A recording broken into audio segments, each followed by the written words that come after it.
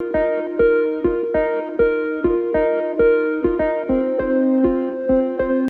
به آخرین ارزیابی‌های کمیته ایالت‌های فوق‌العاده بر اثر زمین‌لرزه صبح دوم ایول در دهه سر چشمه و بوستان جماعت لنگر شاهین نویه تاجیک‌آباد 123 خانه آسیب دیده، از جمله 21 خانه پره و 56 خانه قسماً ضرر دیدند.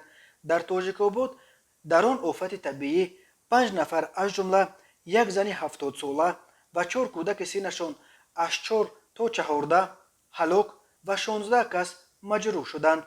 در ناحیه رشت 146 خانه ضرر دیده است.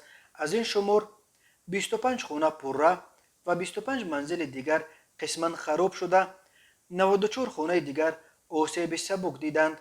در دهه حیرانی نویه سنگوار نیز به گفته مقامات یک خانه پره و یک خانه دیگر قسما خراب شدند. کمیته ایالت‌های فوق‌العاده گفت برای ضرر دیدگان خیمه ها برای زیست موقت جدا کرده شده، آنها را با مواد غذایی از جمله با ارد و روغن، مکرون، برنج، همچنین با نقاب ها، انتیسپتیک ها و آب تامین کردند.